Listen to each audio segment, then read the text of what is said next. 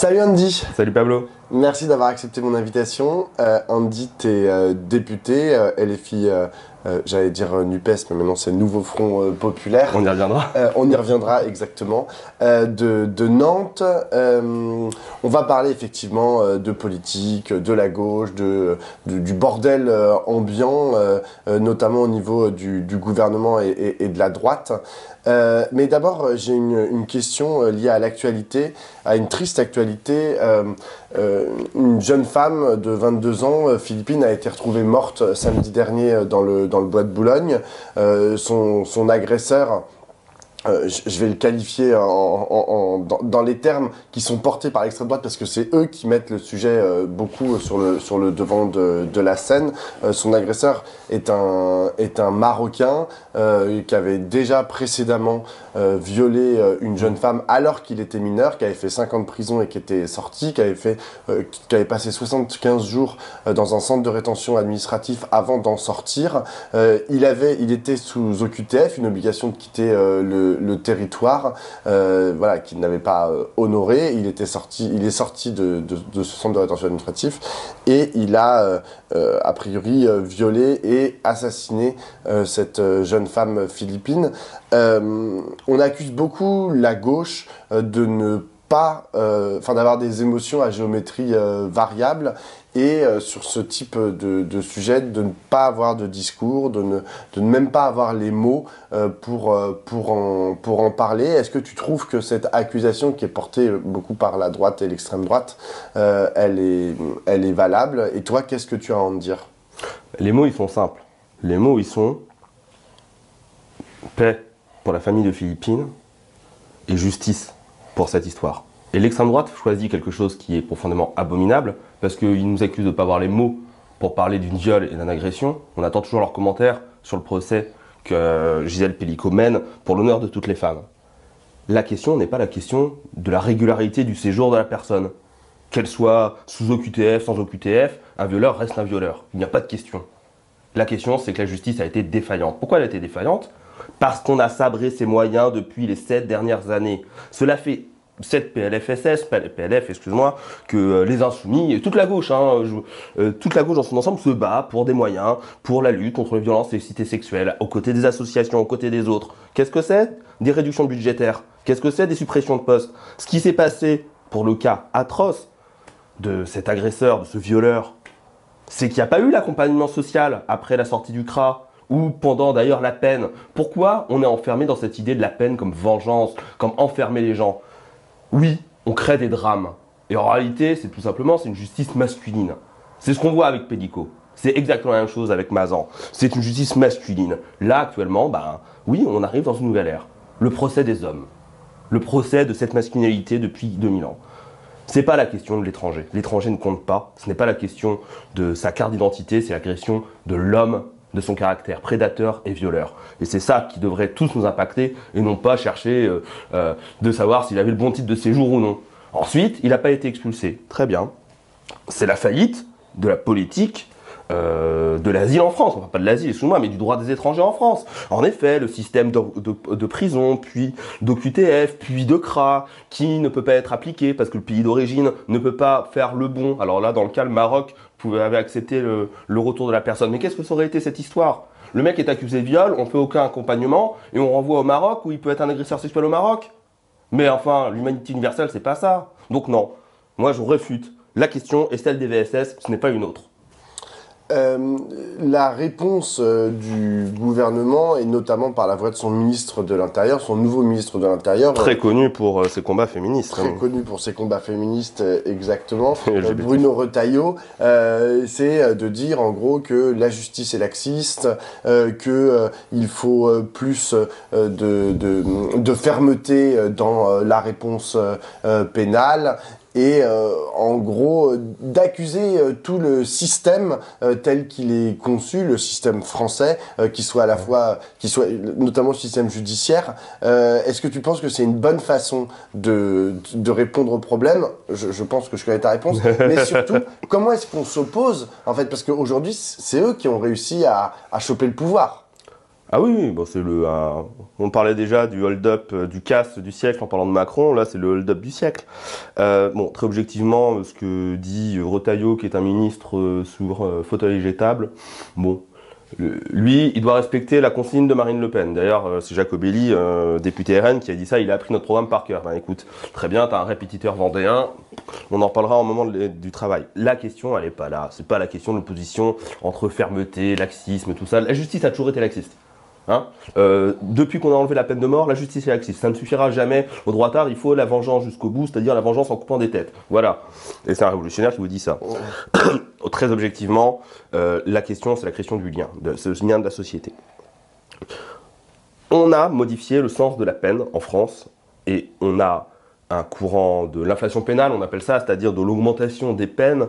Pendant le dernier mandat, on a créé des peines pour tout et n'importe quoi. Hein, un homicide est un homicide. Je vais prendre ce cas-là. Quelqu'un meurt de la part volontaire ou involontaire, mais on a voulu, parce que ça faisait bon genre, qualifier tel type d'homicide involontaire d'homicide routier, parce qu'il a eu lieu sur la route, d'homicide hospitalier, parce qu'il a eu lieu sur l'hôpital, d'agression hospitalière, donc c'est pas la même peine, c'est pas tout ça, c'est un méli-mélo. Et en réalité, on crée sous l'impression de créer des noms de peine, et donc on crée des attentes de peine, de ce qu'il se passe par rapport à l'agresseur, en sachant que c'est toujours la même chose. On n'a pas inventé des mille et des cents de penser la peine. Actuellement, en France, la peine, c'est emprisonner la personne. Voilà, point barre. On le fout au mitard pendant la durée qu'on juge idéale, le plus longtemps possible, si possible, mais on ne réfléchit pas à comment la peine est un outil dans la réinsertion sociale, dans comment on peut utiliser les travaux d'intérêt général, les tiges par exemple, pour des petites peines, le vol au téléphone, le vol de téléphone, ce genre de choses, ou l'exemple typique, c'est sur les étrangers. Les étrangers sont surreprésentés dans les peines. Ça, c'est toujours pas parfait. Ça explique le laxisme. Regardez tous ces étrangers qui commettent des délits et qui ne sont pas punis. Mais qu'est-ce que c'est que ces délits ? La réalité, c'est que ces délits, à chaque fois, ce sont des délits liés à leurs conditions d'irrégularité. Des faux en signature, parce que sinon ils ne peuvent pas travailler. Des faux papiers, parce que c'est ainsi de suite, ainsi de suite. Du commerce paralégal ou illégal, vente à la sauvette, vente de téléphone, vol de téléphone. Tout simplement parce que, comme on ne les intègre pas dans l'économie réelle, ils sont obligés de rentrer dans l'économie artificielle, dans l'économie parallèle. Bon, en réalité, le grand ordre du monde, parce que l'autre, il a respecté l'ordre, bon, c'est vu qu'il faut dire les choses 3 fois, la gauche, c'est l'ordre. Voilà, la gauche, c'est l'ordre. La gauche, c'est une vision organisée et collective des liens sociaux. Là où la droite, en fait, c'est l'atomisation et l'individualisation qui, en fait, c'est l'homme contre l'homme, hein, pour paraphraser Brecht. Mais, alors, c'est intéressant, tu me dis Bruno Retailleau est sur un siège éjectable, est-ce que tu en es vraiment sûr qu'il est sur un siège éjectable? Et d'autre part, puisque c'est une des missions que vous, les Insoumis, mais plus largement la gauche, vous vous êtes donné, que de justement l'éjecter de ses sièges, notamment par une censure du gouvernement. Comment est-ce que toi, là, comment est-ce que vous, collectivement, à gauche et plus particulièrement chez les Insoumis, vous envisagez de vous opposer à ce gouvernement? Pour l'instant, on voit que la censure, c'est pas encore gagné. Je veux pas dire, on verra bien qui la votera. Mais est-ce que vous êtes focalisé là-dessus en disant, on veut la censure et derrière, Lucie Castet à Matignon pour qu'on puisse appliquer notre programme?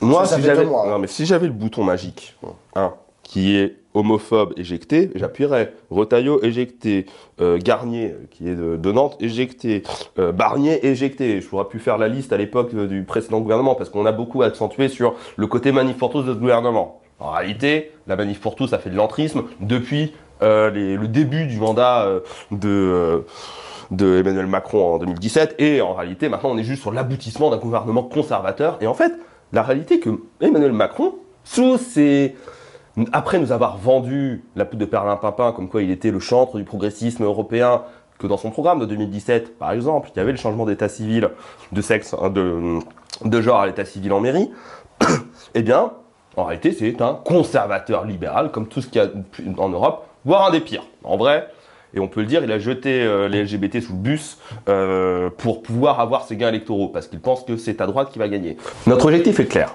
À gauche, c'est en effet la censure du gouvernement Barnier, principalement déjà pour son objet démocratique.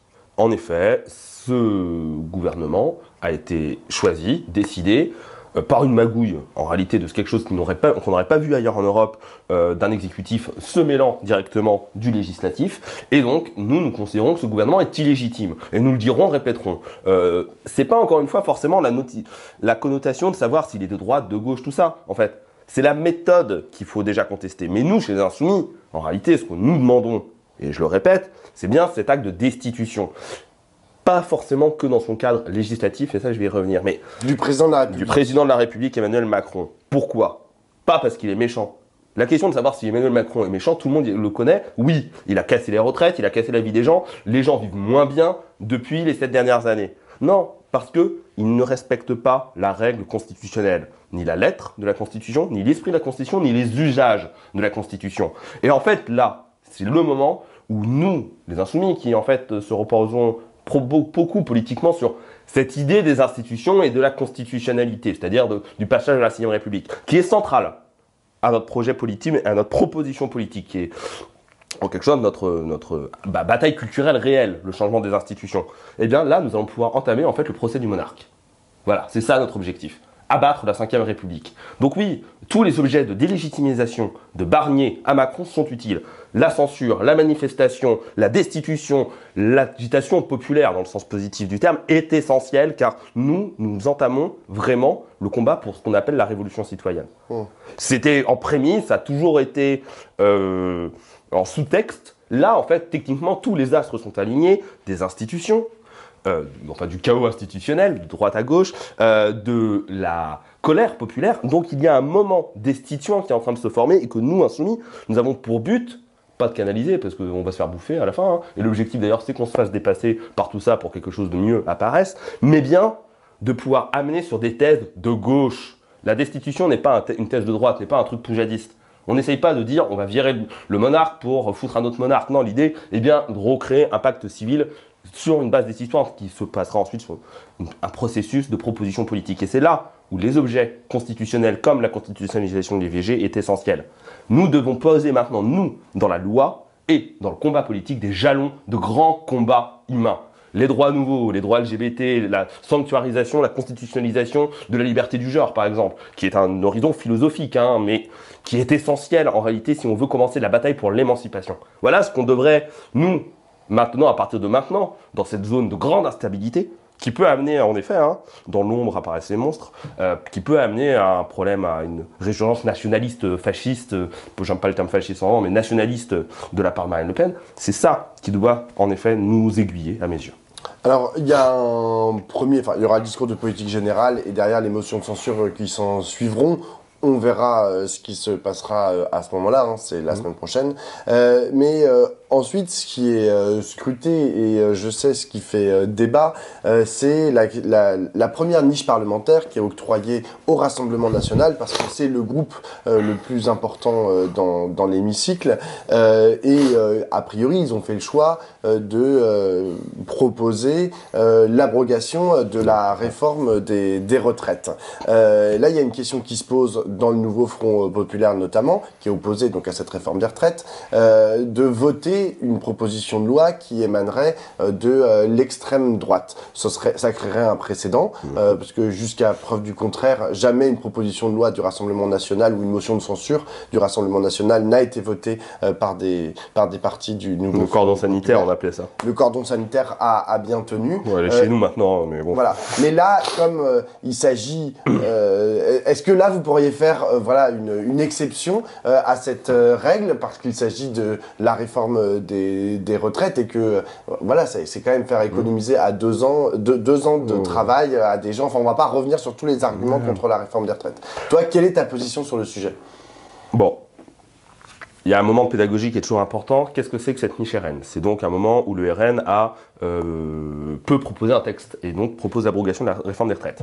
C'est ce qu'on appelle la lecture à l'Assemblée. C'est-à-dire que nous allons étudier un texte à l'Assemblée qui va passer d'abord en commission affaires sociales puis en séance, donc le 30 octobre ou 31 octobre, je ne sais plus.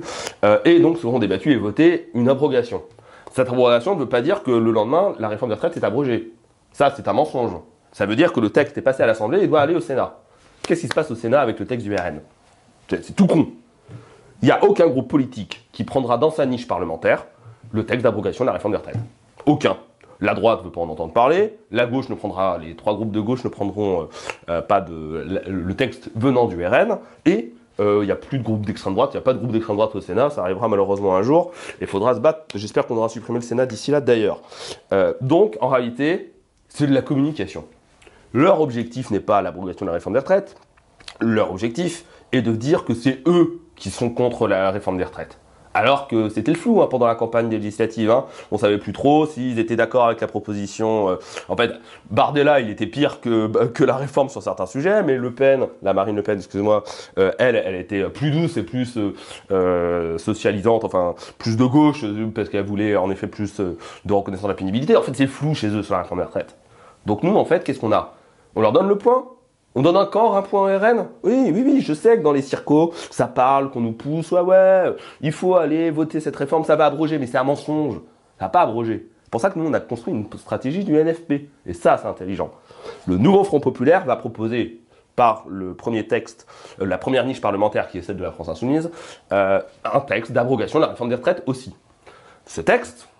Fin novembre. Ce texte sera repris au Sénat, quoi qu'il arrive, par un des trois groupes de gauche. Peut-être les communistes, je ne sais pas quelle est la première niche. Donc, le parcours législatif complet de la loi, pour l'abrogation, n'est possible qu'à travers la niche de la France Insoumise. Parce que il y a le nouveau Front Populaire. C'est ce que nous avons fait sur la fin du démantèlement d'EDF, qui a permis de donner un coup de frein politique au démantèlement d'EDF, qui est un joyau de notre service public de l'énergie. On a eu beaucoup cette technique, on l'a fait aussi sur l'IVG pour pouvoir avoir entre Mélanie Vogel et Mathilde Panot ce travail, ce qui prouve d'ailleurs que le NFP est fort d'un point de vue légistique pour pouvoir avoir ce travail commun. Et ça, c'est une richesse qu'il faut qu'on continue à augmenter. Donc en fait, on a une voie sans issue qui va être une opération de com du RN. Voilà. Alors moralement, oui, il faudrait voter parce que il nous pique un texte, parce qu'il nous pique notre texte en réalité.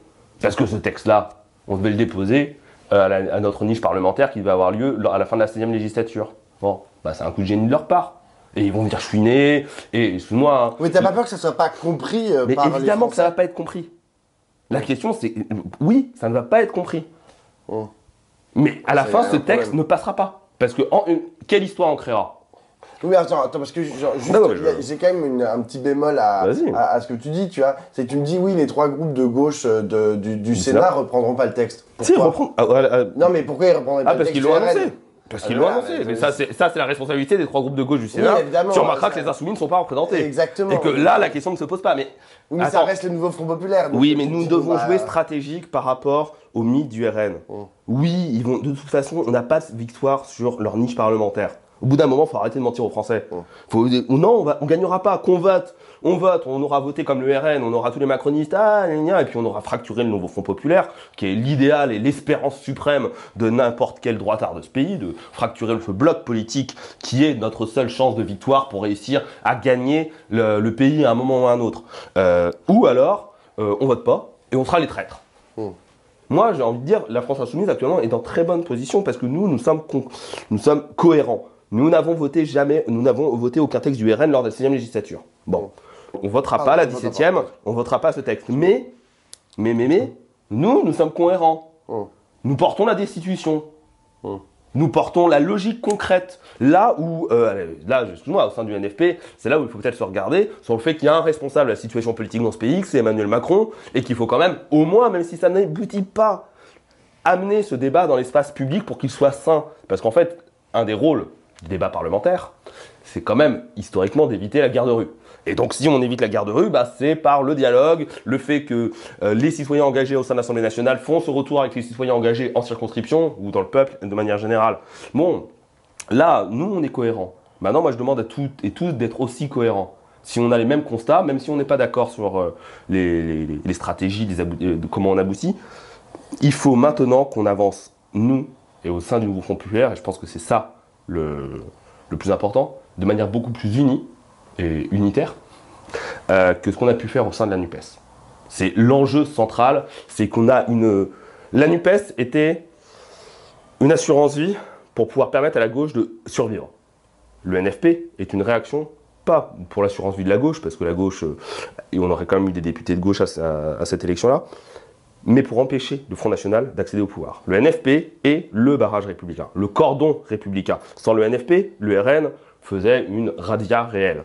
Bon, si nous sommes ce cordon républicain, il faut maintenant qu'on tienne.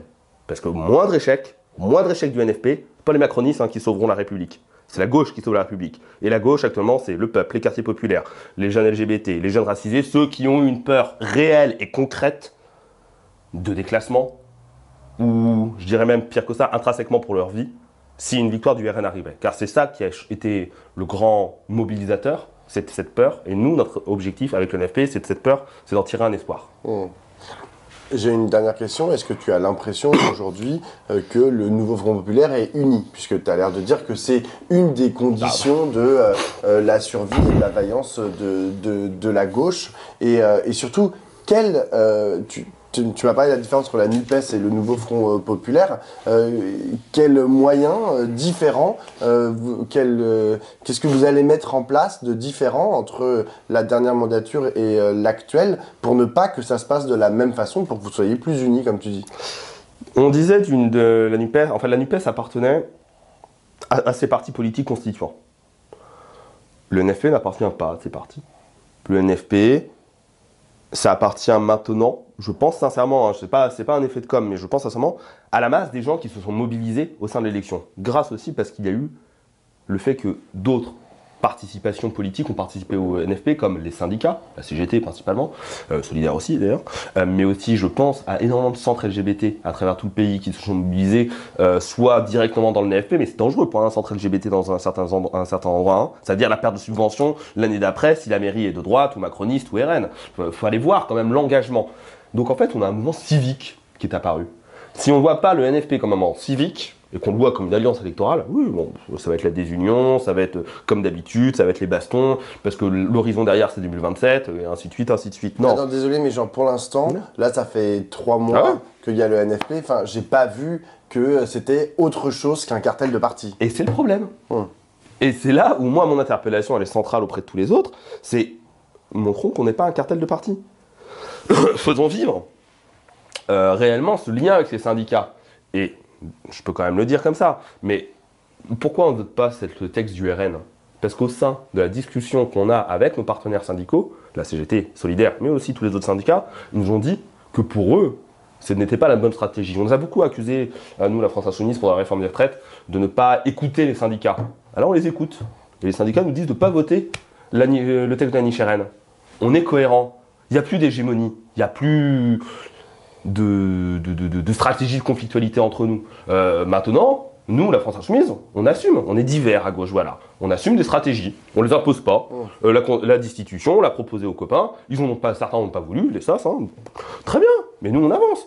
Tant que ce n'est pas en antinomie et qu'on ne rentre pas en confrontation les uns avec les autres, ce n'est pas grave. L'objectif, c'est tous avancer dans le même sens. Attends. Et pas de partir là, tu es en train de me dire que la destitution dont les socialistes n'ont pas voulu, ça montre quand même votre unité. Non, ça montre qu'on ne peut pas nous accuser, nous, d'avoir des stratégies de notre côté, si tant qu'elles ne rentrent pas en contradiction avec celles des autres. Mais vous pourriez avoir une stratégie commune, enfin, j'ai l'impression que c'est ce que tu voulais au départ. Mais moi, je veux qu'on ait le maximum de stratégies communes, mais sur la destitution, par exemple, il est clair et net que, parce que, et je te le dis, les sauces se trompent, à mes yeux, dans l'objectif politique. Ils ne comprennent pas qu'en abattant l'image d'Emmanuel Macron, ils participent à la légitimisation de notre action politique. Concrètement, ce n'est pas grave. Parce que tout ça, ça va surtout se situer dans les mobilisations sociales. C'est ça que je te disais, quand je te disais le NFP n'appartient pas à un parti politique, elle appartient à la même mobilisation qu'il va y avoir le 1er octobre. Et c'est le 1er octobre, partout, on aura des cortèges NFP unis. Des 4 partis, des 5 partis, des syndicats, des jeunes, et j'espère surtout énormément de jeunes. C'est ça notre objectif, le 1er octobre, des cortèges massifs de jeunes au sein de ces marches. Et bien alors, on se retrouve le 1er octobre dans la rue. Merci. Salut Andy, merci beaucoup.